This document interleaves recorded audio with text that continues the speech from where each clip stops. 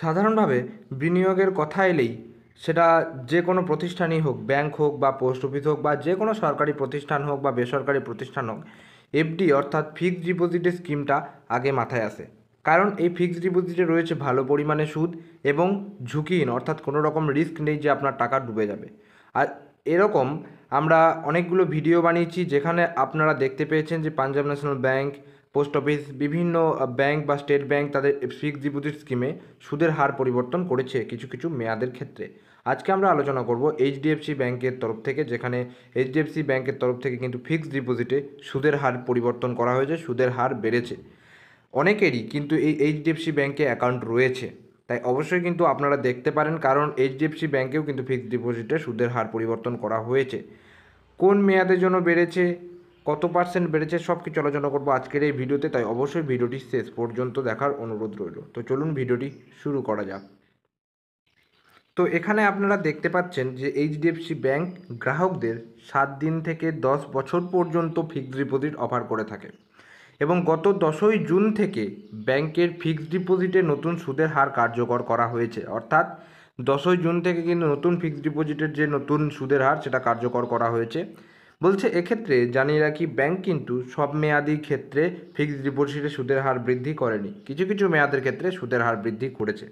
অর্থাৎ এখানে আপনারা দেখতে পেলেন যে সব মেয়াদে ফিক্সড ডিপোজিট কিন্তু এখানে পরিবর্তন করা হয়নি, সুদের কিছু কিছু পরিবর্তন করা হয়েছে।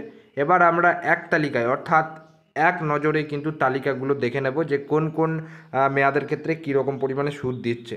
এবার আপনারা ভাববেন যে কি করে বুঝতে পারবো সুদের হার পরিবর্তন হয়েছে কিনা।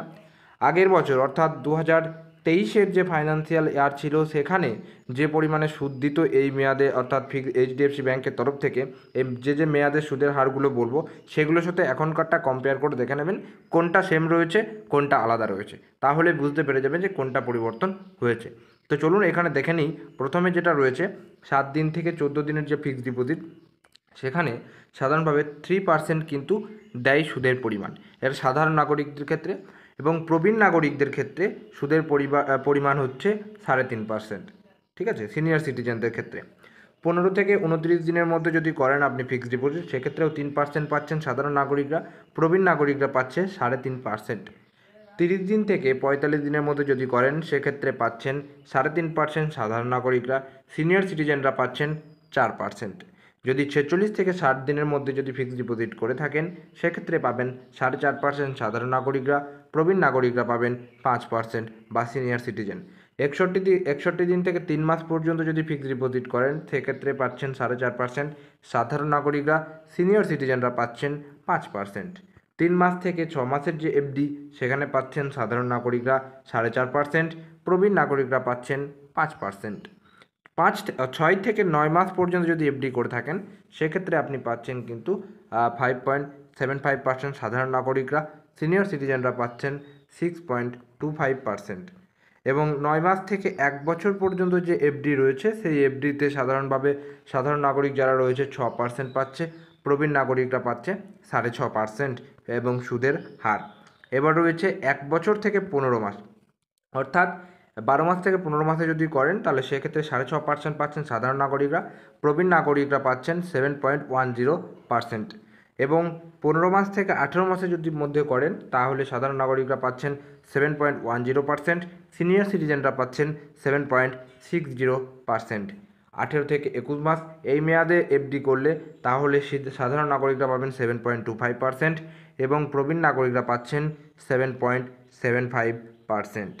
21 মাস থেকে 2 বছরের মেয়াদে যদি করেন সেক্ষেত্রে সাধারণ নাগরিকরা পাচ্ছেন 7%, প্রবীণ নাগরিকরা পাচ্ছেন 7.5%।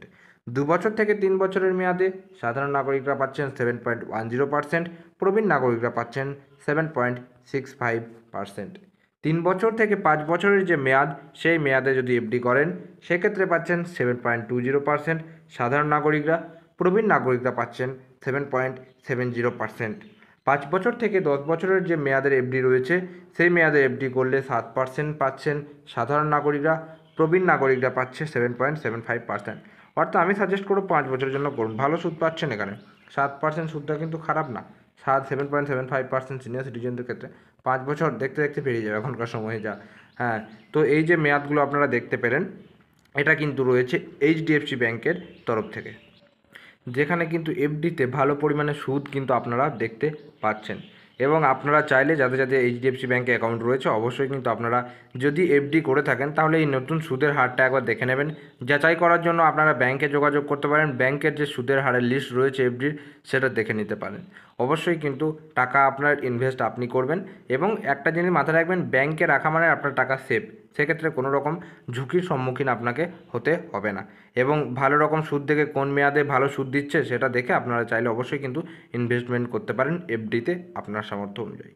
তো এই ছিল আজকের আমাদের ভিডিওটি কেমন লাগলো অবশ্যই কমেন্ট করে জানাবেন। যদি ভিডিওটি ভালো লাগে থাকে একটা লাইক, চ্যানেলে যদি নতুন থাকেন চ্যানেলটিকে সাবস্ক্রাইব করে পাশে যে বেল নোটিফিকেশন সেটা অলে সেট করে রাখবেন, কারণ আমরা বিভিন্ন আপডেট সংক্রান্ত ভিডিও আপলোড করার চেষ্টা করে থাকি যেটা আপনাদের কাজে লাগবে বা আপনারা জানলে উপকৃত হবেন।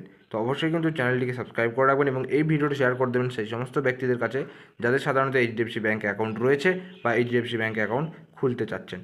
অবশ্যই কিন্তু আজকের ভিডিও পর্যন্তই, দেখা হচ্ছে পরের কোনো ভিডিওতে। ততক্ষণ পর্যন্ত প্রত্যেকে সুস্থ থাকুন, ভালো থাকুন, টাটা এবং ধন্যবাদ সকল।